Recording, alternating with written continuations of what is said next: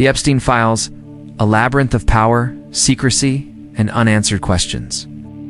Today, we uncover one of the most complex transparency cases in modern history.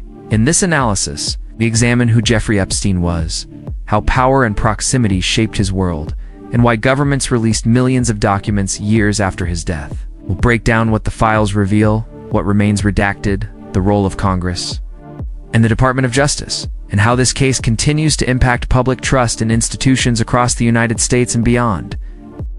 This is Geo Frontier, your guide to understanding power, transparency, and accountability.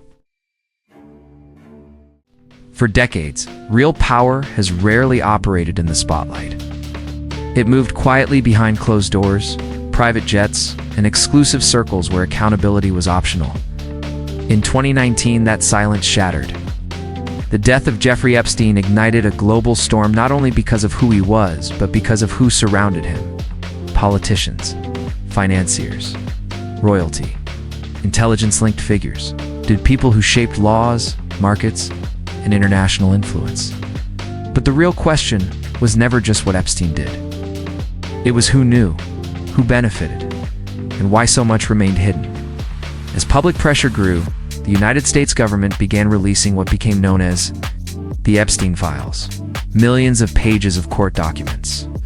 Flight logs, testimonies, and sealed records tied to one of the most disturbing criminal networks in modern history. These files did not offer easy answers. Instead, they revealed a system where wealth and power blurred the lines of justice, and where truth moved slowly, if at all. This documentary is not about conspiracy or speculation. It is about power, transparency, and the limits of justice in a modern geopolitical world. Because when influence outweighs accountability, the question is no longer what happened, but whether the full truth will ever be allowed to surface. Jeffrey Epstein publicly presented himself as a successful financier, a man with extraordinary access to power. He moved comfortably among politicians, academics, billionaires, global elites, projecting influence, intelligence, and legitimacy. But behind that carefully constructed image was a criminal operation that spanned years, crossed national borders, and intersected with multiple institutions. As investigations unfolded, a disturbing pattern began to emerge. Underage girls were recruited, groomed, and exploited through organized methods designed to avoid scrutiny. Many were drawn in through promises of money, education, or opportunity, only to become trapped in a system built on manipulation and silence. What made the case even more alarming was not only the scale of the abuse, but the apparent protection surrounding it.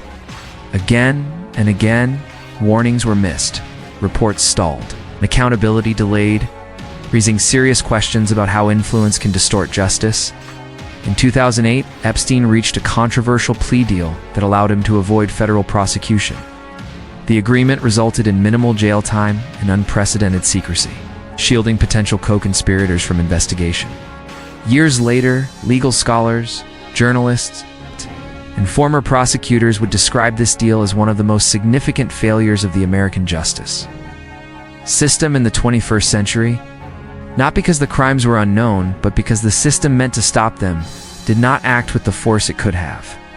The Epstein case stands as a stark reminder that when power intersects with secrecy, justice can become conditional, and the consequences can last for decades. Jeffrey Epstein did not operate in isolation.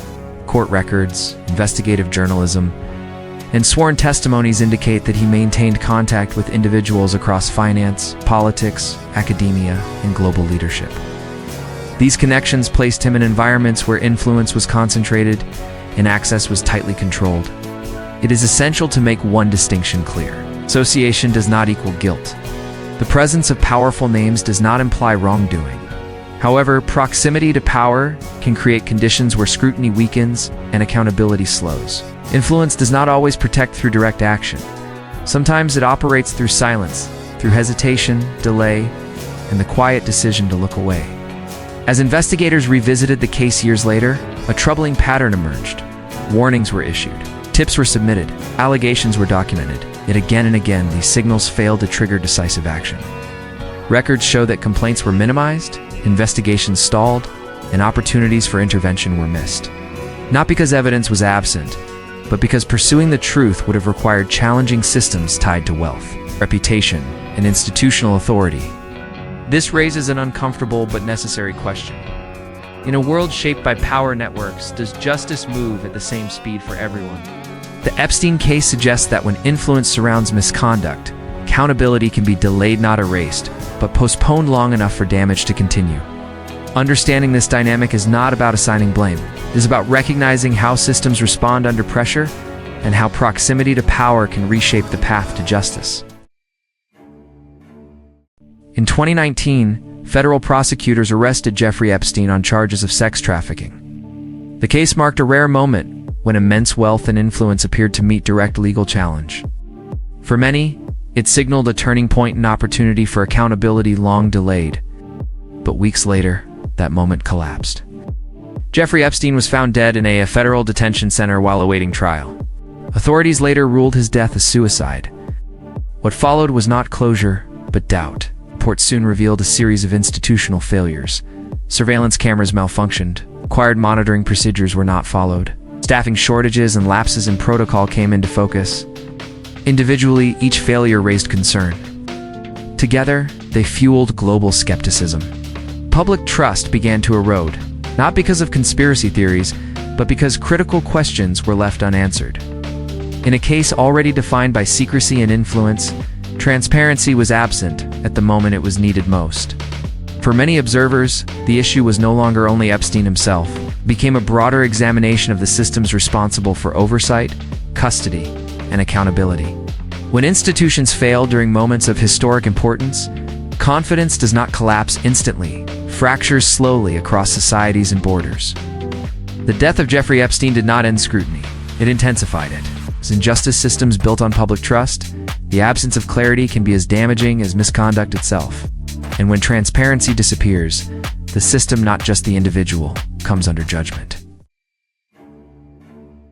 Public pressure eventually reached the halls of Congress. In a rare bipartisan moment, lawmakers acted to require the Department of Justice to release records related to Jeffrey Epstein. The goal was straightforward: accountability, transparency, and oversight of a case that had captured global attention. What followed was unprecedented in scale. Millions of pages were released: investigative notes, internal communications, evidence logs, and court documents painting a complex and disturbing picture of institutional interactions. Yet even as the files became public, questions persisted. Redactions obscured names and details. Delays slowed the flow of information. Some documents were withheld entirely. For observers, this raised an uncomfortable tension.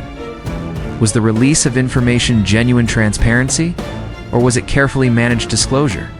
Controlled transparency, after all, can provide the appearance of accountability while leaving significant gaps in public understanding. Even with the documents available, interpretation remained a challenge. Researchers, journalists, and the public sifted through dense records, seeking patterns, context, and clarity. The process highlighted both the potential and the limits of institutional openness. The Epstein Files, as released by Congress, they became a mirror reflecting broader questions about power, oversight, and public trust. They demonstrated how the mechanisms of governance operate under scrutiny, and how even well-intentioned transparency can be partial, selective, or constrained by procedural and political realities. Ultimately, the case was not only about one individual, but about the systems tasked with accountability and the ongoing tension between secrecy, disclosure, and the public's right to know. The Epstein Files revealed patterns, not verdicts. Its detailed financial records, contact logs, and investigative notes began to show the scale of operations, connections, and influence, but they rarely provided legal conclusions about others involved. Millions of documents offered insight into associations, meetings, and communications. Many names appeared within the records, representing individuals from business, politics, academia, and other spheres of influence. Yet, despite the volume of information, few charges followed. The files, for all their breadth, did not automatically translate into accountability. This gap between what is documented and what is prosecuted highlights a core reality of modern geopolitics. Power can move quickly, adapt easily, and operate in the shadows, while justice, structured, deliberate, and bound by procedure, moves more slowly. Observers of the Epstein Files faced a striking tension: the clarity of information versus the limits of enforcement. Reading the documents provided knowledge, but knowledge alone was not enough to ensure action. In examining these files, the lesson becomes clear. Transparency can illuminate patterns, but it cannot, on its own, resolve the deeper questions about influence, privilege, or systemic protection.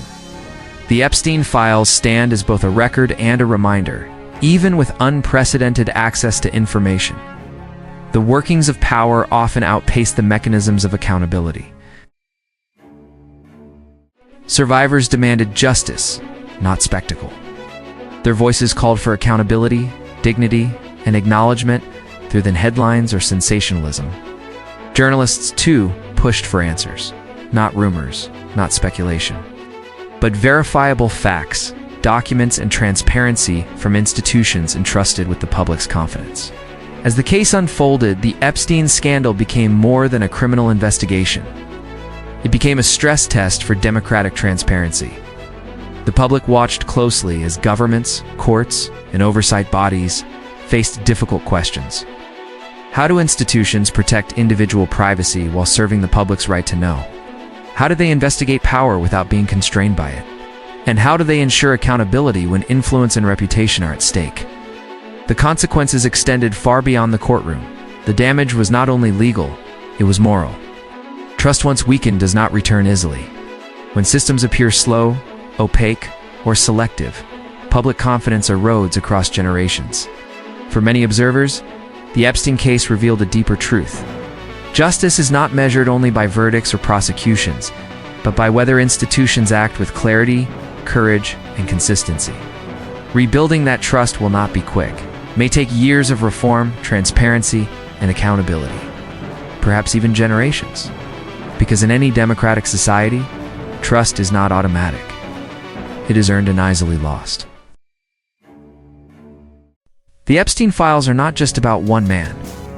They're about how systems respond when power meets crime, and how institutions behave when influence challenges accountability.